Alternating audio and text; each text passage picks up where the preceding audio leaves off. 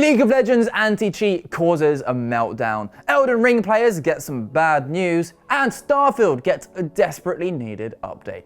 I'm Ash Dixon, and this is GINX News. Dealing with hackers and cheaters is part and parcel of online multiplayer gaming. But whereas some games are infamous for letting them run rampant, others like to crack down with an iron fist. An iron fist that may catch a few innocent stragglers on the way down. And the former is what's happening with Riot Games right now. The Vanguard anti-cheat software has arrived in League of Legends, and it's caused quite the stir, to say the least. It's the same software Riot rolled out with Valorant, and well, that had its own controversies. Just hours into the rollout, there were players taking to Twitter and Reddit complaining that the program had bricked their computers. And this wasn't helped by the fact that there's been a torrent of salty cheaters spreading misinformation with the sole intent of getting everyone to turn against this thing. Now, you might be thinking, I hate cheaters. Why is an anti-cheat system so controversial? The problem is there's essentially an arms race happening between hackers and devs. As cheats get more advanced and harder to detect, a lot of the previous methods to stop them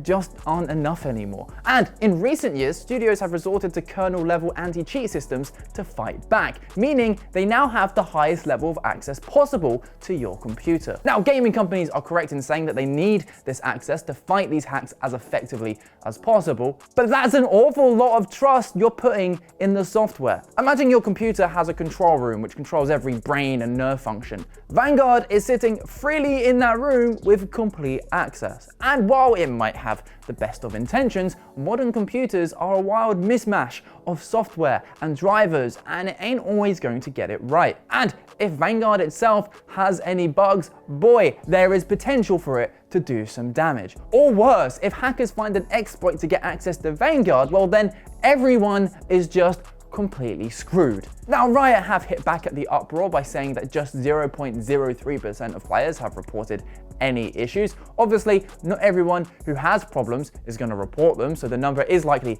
far higher than that, but even still, it seems the rollout has been pretty silky smooth for the vast majority of players. There's also the issue that even if only a small proportion of players are affected, they're required to have quite a high level of tech literacy if they have any hopes in fixing things themselves. But despite that, Vanguard is already having a very positive effect on games. Within the first 24 hours, 1,500 cheaters were automatically banned, and that's while the program was in the more forgiving monitor mode. Ultimately, it's a hard one, and I'd love to hear your take. Are kernel-level anti-cheats a necessary evil, or have Riot gone too far? Let us know your thoughts in the comments.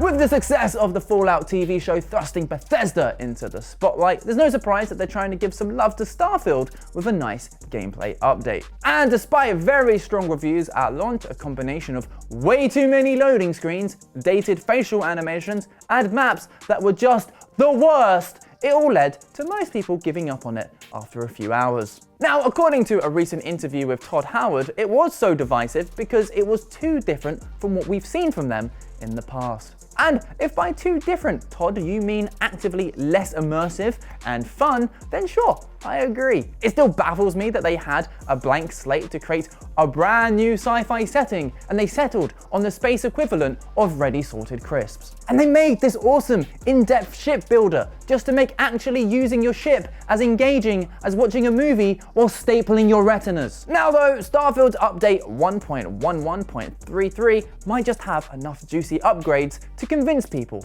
to give it another go. First of all, it includes detailed surface maps. And wow, I can actually see what key locations actually look like now. Yes, it is baffling why this didn't launch with the game, but considering players have been requesting this since day one, these new maps really do look rather stellar. Plus, they've added markers to the UI, so there's no more mindlessly wandering around just hoping you miraculously arrive at where you need to be. They're also adding a huge list of difficulty settings, meaning you can really fine-tune the game to how you want to play. Want a more hardcore experience where both you and your enemies do way more damage?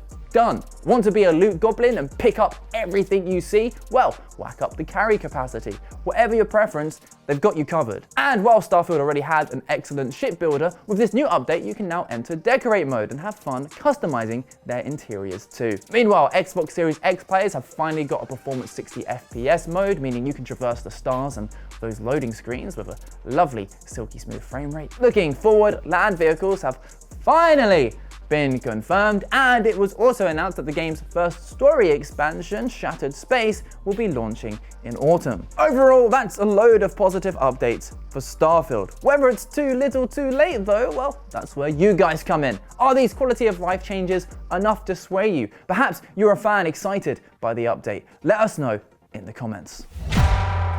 It's time for the quickfire round, and we're starting off with some news for Elden Ring players. According to director Hidetaka Miyazaki, the Shadow of the Erdtree DLC is going to be the first and last expansion for Elden Ring. Not the most surprising, considering that it's already taken 2.5 years to be released. Luckily, Miyazaki has also said that they've left the world open, so you never know. The sequel isn't off the table just yet. Next up, XDefiant, the FPS that's seemingly been in beta for ages, finally has a release date. Yep, Ubisoft's free-to-play rival to Call of Duty is just a few weeks away. It's dropping on the 21st of May, and as someone who refuses to pay the annual $70 fee to play a rehashed Call of Duty, I'm hoping it does well. Though saying that, development for the game seems to have been a rocky road, to say the least.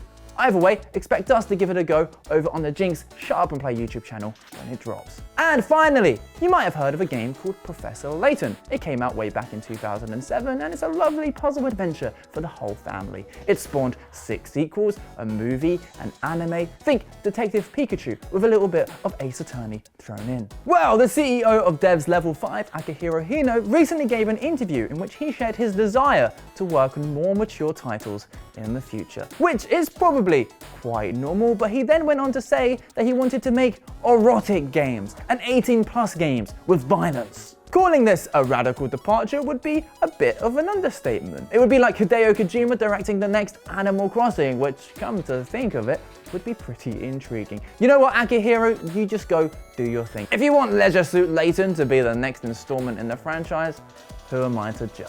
If you enjoy the show, please consider signing up to our Patreon GINX, plus it massively helps us out. Otherwise, if you're pinching those pennies, there's a free tier too, and those like and subscribe buttons are just begging to be clicked. Have a smashing weekend, and we'll see you next week.